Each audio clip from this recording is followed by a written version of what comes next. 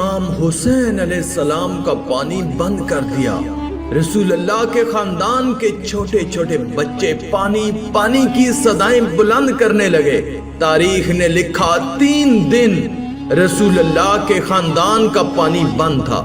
بس جب کربلا کے میدان میں 10 محرم کے دن ہر ایک شہید شہادت کا جام پیتا گیا، امام حسین علیہ السلام تنہا رہ گئے، تو آپ یزید کے سامنے آ کے حجت تمام کرتے ہیں اور کہتے ہیں کوئی ہے اس غریب کی مدد کرنے والا؟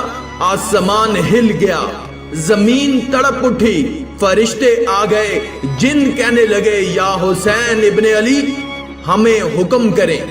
امام حسین نے فرمایا یہ صدا صرف انسانوں کے لیے تھی، لیکن افسوس تمام انسان رسول اللہ کے نواسے کی غربت پہ ہنسنے لگے۔ اتنے میں خیمے میں ایک بچہ اپنے آپ کو جھولے سے گرا دیتا ہے۔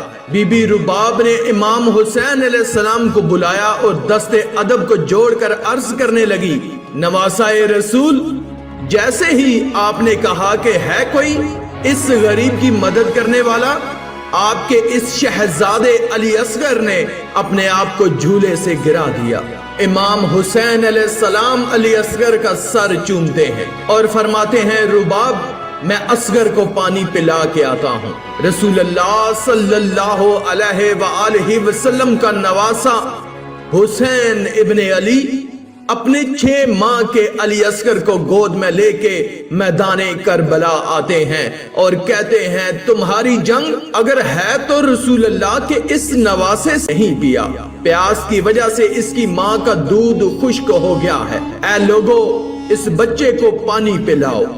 فوج یزید میں سے آواز آئی حسین پانی تم پینا چاہتے ہو اور نام بچے کا لیتے ہو، اگر یہ بچہ خود مانگے گا تو ہم اسے پانی پلائیں گے۔ امام حسین علیہ السلام نے علی اصغر کو بلند کیا اور فرمانے لگے اصغر مانگ، اپنی نانا کی امت سے پانی مانگو۔ امام حسین علیہ السلام کا یہ کہنا تھا، علی اصغر کے لب ہلے اور علی اصغر فرمانے لگے لوگو میں تمہارے رسول کے گلشن کا چھوٹا سا پھول ہوں، میری رگوں میں تمہارے رسول کا خون بہتا ہے، اے لوگو میں 3 دن سے پیاسا ہوں، مجھے پانی پلاؤ۔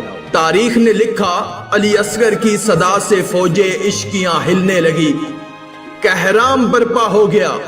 عمر بن سعد اور شمر نے کہا کہیں فوج یزید بغاوت پر نہ اتر آئے، آواز لگائی، ہرملا تیر چلا۔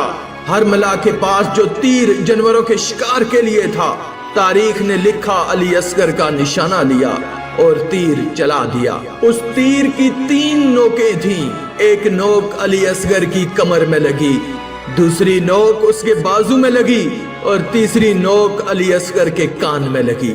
تیر اتنا وزنی تھا کہ علی اصغر کو چیر کے امام حسین کے بازو پہ جا لگا۔ تاریخ نے لکھا علی اصغر کے جسم سے خون امام حسین کے ہاتھوں پر آ گرا۔ امام حسین علی اصغر کو ہاتھوں میں لیے اپنے نانا کی امت کو دیکھ رہے ہیں، چاہا کہ علی اصغر کے خون کو زمین کے حوالے کرے۔ زمین چیخ اٹھی، مولا اگر اس ناحق خون کو ہم پہ گراتے ہیں روز محشر تک میں اناج نہیں اگاؤں گی۔ امام حسین نے چاہا کہ اس کو آسمان کے حوالے کریں۔ آسمان کہنے لگا رسول اللہ کے نواسے اگر اس خون کو ہماری طرف پھینکا ہم روز محشر تک بارش نہیں برسائیں گے۔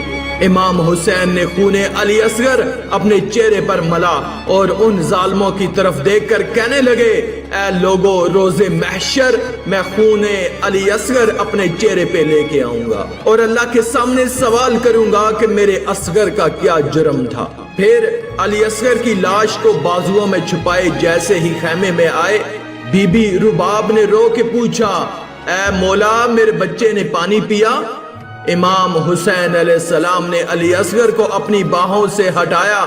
بی بی رباب چیخ کے کہنے لگی یا مولا جس نے میرے اس معصوم بچے کو مارا کیا اس کی کوئی اولاد نہ تھی؟ امام حسین علیہ السلام نے فرمایا صبر کرو، اللہ کی مرضی یہ ہے کہ ہم ہر ظلم سہ کے اسلام کے لیے صبر کریں، کیونکہ ہمارے ہی خون سے اللہ کا دین بچنا ہے۔ اور رباب علی اصغر کی قبر بناتے ہیں۔ इमाम हुसैन और बीबी रुबाब खैमे के पीछे एक जगह पर जुल्फकार से खड्डा खोदते हैं और अली असगर को करबला की गर्म जमीन में तदफीन कर देते हैं। बस जैसे ही इमाम हुसैन अलैहिस्सलाम की शहादत हुई, बीबियों के खयाम जलाए गए, आले रसूल को लूटा गया, सरों को काटा गया, तो उमर बिन साद ने कहा कि देखो कोई सर रह तो नहीं गया। किसी जालिम ने कहा कि एक सर रह गया है। शिमर ने पूछा कौन सा सर? उस जालिम ने कहा हुसैन एक 6 माह का बच्चा लेकर आए थे, हमने उसको तीर मार के शहीद किया था, उसका सर नहीं मिला। शिमर ने कहा ढूंढो, जमीन पे नेज़े मारते रहो, यहीं कहीं हुसैन ने तदफीन किया होगा। बस फिर क्या था, करबला की गर्म जमीन पे फौज जमीन पर नेज़े मार मार के अली असगर को ढूंढती रही। तारीख ने लिखा एक जगह नेजा लगना था, जैसे ही नेजा ऊपर आया अली असगर का जिस्म उस नेजे पर सवार था। फौजे यजीद खुशी से झूम रही थी और वहां एक माँ ने अपने बच्चे को नेजे की नोक पर देखा, मदीने की तरफ मुंह करके कहा या रसूल अल्लाह, देखिए आपकी उम्मत ने हमारे साथ क्या जुल्म किया है।